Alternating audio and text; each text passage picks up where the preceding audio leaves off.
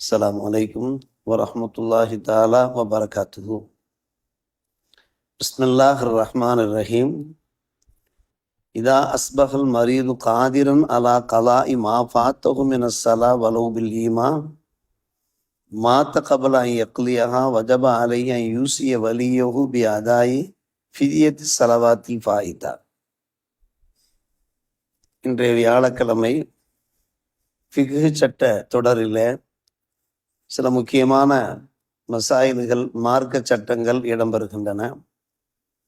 இந்த உலகத்திலே நம்முடைய இறுதி மூச்சு இருக்கிற வரை நாம் அல்லாஹுவை தொழுதாக வேண்டும், ஐவேளை தொழுதாக வேண்டும், வணக்க வழிபாடுகளில் ஈடுபட்டாக வேண்டும். பலர் நோய்வாய்ப்பட்டு விடுகிறார்கள். அந்த நோயோடு அவர்கள் இறக்க வேண்டிய நிலை உண்டாகிறது. அப்போது அவர்களால் தொழுகை நிறைவேற்ற முடியவில்லை, கலாமும் செய்ய முடியவில்லை. ஈமா இஷாரா மூலமாக, சமிக்ஜை மூலமாக கூட அவர்களால் அந்த தொழுகையை கலா செய்ய முடியவில்லை. அந்த நிலையிலே அவர்கள் இறக்கும் போது, மரணிக்கும் போது, தம்முடைய வழிகாரிடத்தில், அதாவது தம்முடைய ஆண் மக்கள், பெண் மக்கள், தங்களுடைய சகோதர சகோதரிகள், இவர்களிடத்தில் வசியத்து செய்துவிட்டு இறக்கலாம், மரண உபதேசம் செய்துவிட்டு இறக்கலாம். இத்தனை வேளை தொழுகை எனக்கு தப்பிருக்கின்றன, அந்த தொழுகைகளுக்கான ஃபிதியாவை நீங்கள் கொடுத்து விடுங்கள், அதற்கு என்று ஒரு ஈட்டு தொகை இருக்கிறது, பகர தொகை இருக்கிறது, அந்த ஃபிதியாவை நீங்கள் கொடுத்து விடுங்கள் என்று சொல்லி அவர் மரணிக்க நம்முடைய மார்க்கம் அனுமதிக்கிறது. அவரால் தொழ முடியவில்லை. நிறைய தொழுகைகள் கலாவாகிவிட்டன. கலாவாகிவிட்ட அந்த தொழுகைகளை எந்த அளவுக்கு தொழ முடியுமோ தொழுதாக வேண்டும், ஆனால் சமிக்ஜையாக கூட தொழ முடியவில்லை. இந்த நிலைமையிலே அவர் இறந்து போகிறார். இதே போன்றுதான் மற்றொருவர், அவரால் நோம்பு நோற்கவும் முடியவில்லை. அவர் இறுதி தருவாயிலே வாழ்ந்து கொண்டிருக்கிறார், கடைசி தருவாயிலே. நம்மூரிலேயும் கூட அல்லாஹ் அந்த பெரியார்களுக்கு, நல்லோர்களுக்கு நல்ல நிம்மதியை தர வேண்டும், சலாமத்தை தர வேண்டும். படுத்த படுக்கையாகவே இருக்கிறார்கள், அவர்களால் தொழ முடியவில்லை. ஆனால் தொழுகையாளிகளாக இருந்தவர்கள், நோன்பாளிகளாக, வணக்கசாலிகளாக, இறைமறையை ஓதியவர்களாக இருந்தவர்கள், இப்போது பாவம் அவர்களால் தொழ முடியவில்லை, நோன்பு நோற்க முடியவில்லை. இந்த நிலைமையில அவர்கள் நோன்பு நோற்க முடியாமல், நோன்பை கலா செய்ய முடியாமலும் அவர்கள் இறக்கிற போது, ஒன்று நமக்கு தெரியும், வழிகாரர்களுக்கு தெரியும், அவருடைய உற்றார் உறவினர்களுக்கு தெரியும், அல்லது அவர்களே வசியத்து செய்துவிட்டு செல்ல வாய்ப்பு இருக்கிறது. மரணத்துக்கு முன்னாலே மரண உபதேசம், மரண சாசனம் என்றெல்லாம் கூறுகிறார் அல்லவா. எனக்கு இத்தனை நோன்புகள் மிஸ் ஆகிவிட்டன, கலாவாகிவிட்டன, இத்தனை வருடங்கள், இத்தனை மாதங்கள் என்னால் அந்த ஃபர்ல் நோன்பை நிறைவேற்ற முடியவில்லை, அதற்கான ஃபிதியாவை நீங்கள் கொடுத்து விடுங்கள், அதற்கான அந்த ஈட்டு தொகை நீங்கள் கொடுத்து விடுங்கள் என்று வசியத்தை செய்துவிட்டு செல்வதற்கு வாய்ப்பு, மரணிப்பதற்கு வாய்ப்பு இருக்கிறது. முதல்ல நாம் சொல்வது தொழுகை சம்பந்தமாக, இரண்டாவதாக நாம் சொல்வது நோன்பு சம்பந்தமாக. மூன்றாவதாக ஒரு விஷயம், ஒருவர் தப்பிப்போன வித்ரு வாஜிபையை கூட கலா செய்யறதற்கு அவரால் முடியவில்லை. இஷா தொழுது விட்டார், இஷாவுடைய ஃபரலை அவர் தொழுது விட்டார். ஆனால் இஷாவுடைய ஃபரல் எவ்வளவு முக்கியமோ அதே போன்று இஷா தொழுகைக்கு பின்னாலே நாம் நிறைவேற்றுகிற அந்த வித்ரு வாஜிபு, அது வாஜிபு, அது ஃபரலுக்கு நெருக்கமான ஒரு வாஜிபு, அது நிச்சயமாக நிறைவேற்றியாக வேண்டும். அதை கூட கலா செய்ய முடியாமல் ஒருவர் இறந்து விட்டார் என்றால், எத்தனை வித்ரு வாஜிபு தொழுகைகள் அவருக்கு மிஸ் ஆகிருக்கிறதோ, தவறி போயிருக்கிறதோ, அதற்காக வேண்டியும் அவர் வசியத்து செய்யலாம், மரண உபதேசம் செய்துவிட்டு செல்லலாம். இந்த மாதிரி இத்தனை வித்ரு வாஜிபு தொழுகைகள் எனக்கு தப்பிவிட்டன, தவறிவிட்டன, அதற்கான ஃபிதியாவை நீங்கள் கொடுத்து விடுங்கள் என்று தம்முடைய வழிகாரிடத்திலே, தம்முடைய மக்களிடத்திலே வசியத்து செய்துவிட்டு செல்லலாம். அப்படி வசியத்து செய்துவிட்டு செல்வதனால், மரணிப்பதனால் உண்டான பலாபலன் என்னவென்று கேட்டால், இது மார்க்கம் கொடுத்த அனுமதி. அந்த தொழுகையினால் ஏற்பட்ட அந்த குறைகள் அவருக்கு இல்லாமல், தொழுகை விட்டதனால் ஏற்பட்ட குறைகள் இல்லாமல் போய்விடும். அல்லாஹ் மன்னித்து விடுவான், அல்லாஹ் அவரை பொறுத்து கொள்வான். சரி, அந்த வழிகாரர் இருக்கிறாரே, அந்த மக்கள் இருக்கிறார்களே, அவர் தங்களுடைய சொந்த பணத்திலிருந்து அந்த ஃபிதியாவை கொடுப்பதா, இல்லை யார் இறந்து போய்விட்டாரோ அவருடைய சொத்திலிருந்து கொடுப்பதா என்று பார்த்தோம் என்றால், வல் வலியு யுஹ்ரிஜுல் ஃபிதியத்த மின் சுருசில் மீராசி. இறந்து போனவருக்கு சொத்து இருக்கலாம், அவருக்கு உடைமைகள் இருக்கலாம், அவர் பணத்தை விட்டு செல்லலாம். அந்த பணத்திலே மூன்றில் ஒரு பாகத்திற்கு உள்ளே, உதாரணமாக ஒரு 3000 இருக்குமானால், உதாரணத்திற்கு அது 3 லட்சம் என்று வைத்துக் கொள்ளுங்கள். அந்த 1 லட்சத்துக்குள்ளே மூன்றில் ஒரு பகுதி 1 லட்சத்துக்குள்ளே அவருக்கு எத்தனை தொழுகைகள் கலாவானதோ, எத்தனை நோன்புகள் கலாவானதோ, அந்த அந்த கலா நோன்புகள் கலா தொழுகைகளை கணக்கில் வைத்து கணக்கு பண்ணி என்ன செய்துவிட வேண்டும்? ஃபிதியாவை கொடுத்தோம். நம்முடைய மார்க்கம் சொல்லுகிற ஒரு விஷயம். சரி, ஃபிதியா என்றால் எவ்வளவு ஃபிதியா? அடுத்த கேள்வி எழுகிறது. பெரிய அளவுக்கெல்லாம் பைசா தர வேண்டிய அவசியம் இல்லை, குறைந்தபட்சம் தான். நல்ல நியத்தோடு கொடுக்க வேண்டும் அந்த வழிகாரர்கள். எங்களுடைய தந்தை இறந்து போய்விட்டார்கள், எங்கள் சகோதரர் இறந்து போய்விட்டார்கள், அவர்கள் இசாரா மூலமாக கூட தொழ முடியாமல் இறந்து போய்விட்டார்கள், யா அல்லாஹ், அவர்கள் எங்களுக்கு வசியத்து செய்து விட்டு சென்றிருக்கிறார்கள், அது நாங்களே எங்களுடைய பணத்திலிருந்து தருகிறோம், யா அல்லாஹ், நீ அதை ஏற்றுக்கொள், அவர்களை மன்னித்துக்கொள் யா அல்லாஹ் என்கிற நல்லிதயத்தோடு அவர்கள் கொடுக்கிறார்கள் என்று வைத்துக் கொள்வோம். ஒவ்வொரு வக்துக்கான அந்த வக்து தொழுகைக்கான அந்த ஃபிதியா பெரிய அளவுக்கு ஒன்றும் கிடையாது. அரை மரக்கால் கோதுமை அவ்வளவுதான். சுத்தமான மணி கோதுமை என்றே வைத்துக் கொள்ளுங்கள். இந்த மணி கோதுமையாக இல்லாவிட்டால் தொழி கோதுமை இருக்கிறது, ஒரு மரக்கால் கொடுக்க வேண்டும். இன்றைய காலகட்டத்தில் அரபு நாட்டில் வேண்டுமானால் அந்த கோதுமைக்கு அவ்வளவு மதிப்பு இருக்கலாம், அல்லது வட இந்தியாவில் மதிப்பு இருக்கலாம். நம்ம ஊரில் அதனுடைய விலையை பார்த்து அந்த விலையை கொடுக்க வேண்டும், அல்லது அந்த விலைக்கு ஏற்ப நாம் அரிசி வாங்கி நாம் கொடுக்கலாம். ஒவ்வொரு பக்தனுடைய அந்த தொழுகைக்கு, அதே போல ஒவ்வொரு நோன்புக்கும் அவ்வளவுதான், வேறு ஒன்றும் கிடையாது.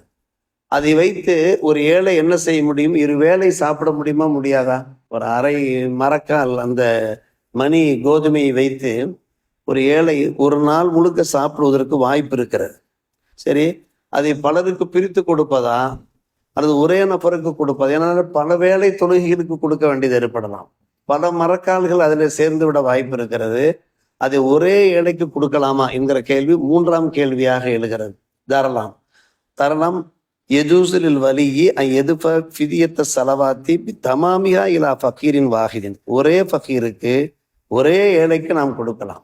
எத்தனை நோன்பாக இருக்கட்டும், எத்தனை தொழுகையா இருக்கட்டும், அதற்கான ஃபிதியா, அரபியில் அதற்கு ஃபிதியா என்று சொல்லுகிறார்கள். அதற்கான அந்த பகர தொகையை இலா ஃபக்கீரின் வாஹித், ஒரே ஃபக்கீருக்கு கொடுக்கலாம் என்று.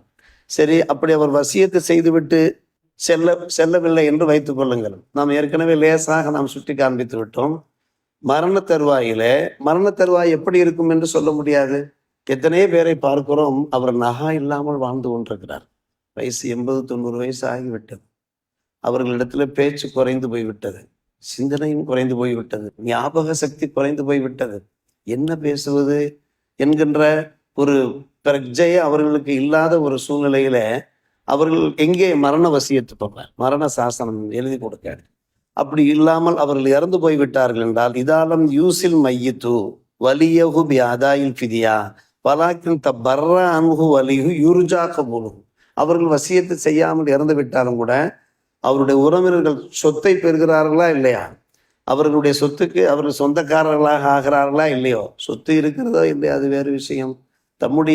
இறந்துவிட்ட தம்முடைய பெற்றோருக்காக, கூட பிறந்தவங்களுக்காக வேண்டி அவருடைய வழிகாரர்கள் தாமாக முன்வந்து கொடுத்தால், தபர்ரு, அதற்கு அரபிலே தபர்ரு, தாமாக முன்வந்து கொடுத்தாலும் கூட அதை அல்லாஹ் ஏற்றுக்கொள்ள வாய்ப்பு இருக்கிறது என்று வாசகம் கூறுகிறது. யுர்ஜா கபூலுஹு, அதை ஏற்றுக்கொண்டு அல்லாஹ் அவருடைய பிழைகளை பொறுக்க. காரணம், வேண்டுமென்று அவர்கள் தொழுகை விடவில்லை, வேண்டுமென்று தொழுகை விடக்கூடாது. முடியாத ஒரு சூழ்நிலையில அவர்கள் பேஷண்டாக இறந்து போகிறார்கள். அதன் காரணமாகத்தானே அல்லாஹ் மன்னித்து கொள்ள ஒரு வாய்ப்பு இருக்கிறது. அதே சமயத்துல ஒரு விஷயம் கூடாது.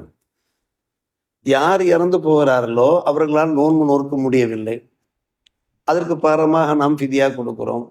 தொழ முடியவில்லை, நமக்கு தெரிகிறது நம்முடைய தந்தை உதாரணத்துக்கு ஒரு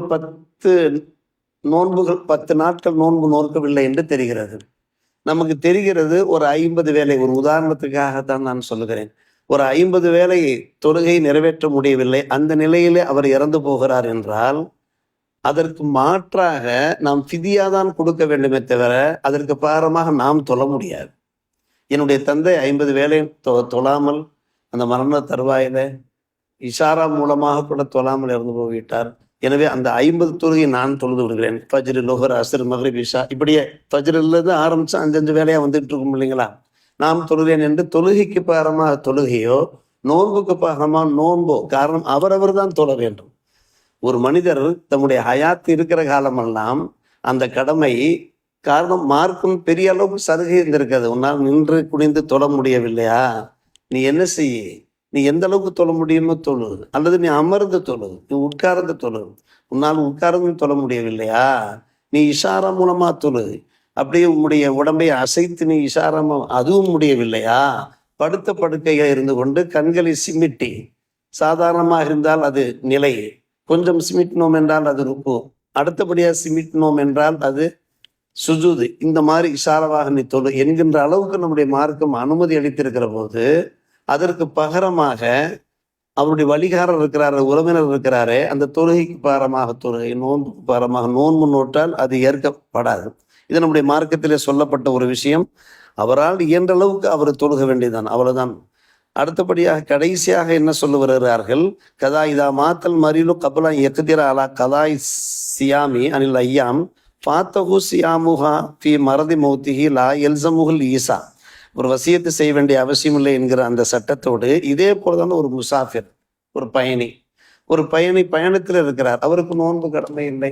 அவர் பிரியப்பட்டால் நோன்பு நோற்றுக் கொள்ளலாம், இல்லாவிட்டால் அவர் நோன்பை விட்டுவிடலாம். அவரால் நோன்பு நோற்க முடியவில்லை, நோன்பு நோற்க முடியாத நிலைமையிலே அவர் இறந்து போய்விட்டார் என்றால், ஒரு முசாஃபிர், ஒரு பயணி வெளியூருக்கு, சென்னைக்கு சென்றிருக்கிறார், திருச்சிக்கு சென்றிருக்கிறார், மதுரைக்கு சென்றிருக்கிறார், கன்னியாகுமரிக்கு சென்றிருக்கிறார், ஏதோ ஒரு ஊருக்கு சென்றிருக்கிற நிலைமையில அவர் அப்படியே இறந்து போய்விட்டார் என்றால், அவர் முக்கியமாகவில்லை, முசாஃபிரான நிலைமையிலே இறந்து போய்விட்டார் என்றால், அந்த நேரத்தில் ஏதாவது தொழுகை தவறி போய்விட்டால் அல்லாஹ் மன்னித்துக் கொள்வான். அவர் ஃபிதியா தருவதற்கு வசியத்தும் செய்ய வேண்டிய அவசியம் இல்லை. அவருடைய வழிகாரர்கள் அந்த ஏதாவது தவறு செய்வதற்கு வாய்ப்பு இருக்கிறது, ஆனால் வசியத்து செய்ய வேண்டிய அவசியம் இல்லை என்கிற அந்த அதிகப்படியான சலுகை, ஒரு சட்ட சலுகை அந்த முசாஃபிருக்கு பயணிக்க இருக்கிறது. எனவே இது எவ்வளவு உயர்ந்த மார்க்கம் பாருங்கள். நம்முடைய மார்க்கம் எந்த ஒன்றையும் நம்ம கட்டாயப்படுத்தவில்லை. இந்த இஸ்லாமிய சமுதாயத்தை கட்டாயப்படுத்தவில்லை. நீ வணங்கு, தொழு, இறைவனுக்கு கட்டுப்பட்டு அல்லாஹ் ரசூலுடைய போதனை பிரகாரம் வாடு, உம்மால் எந்த அளவுக்கு முடியுமோ செய், பத்தப்பு மஸ்தத்தாத்தும், உம்மால் இயன்ற அளவுக்கு நீ அல்லாஹ்வை அஞ்சு, நான் உன்னை கட்டாயப்படுத்தவில்லை என்று அல்லாஹ் ரசூல் நமக்கு இவ்வாறான சலுகைகளை தந்திருக்கிறார் என்றால், அதற்காகவே நாம் அதிகம் அல்லாஹ் ரசூலுக்கு அதிகம் நன்றி செலுத்தி கடமை பெற்றுக்கிறோம். வல்லா அல்லாஹ் சாக்கிரின்கள் கூட்டத்தில் நம்ம எல்லோரையும் சேர்த்துக் கொள்வானாக. வாஹிர் தாவானா அல்ஹம்துலில்லாஹி ரப்பில் ஆலமீன்.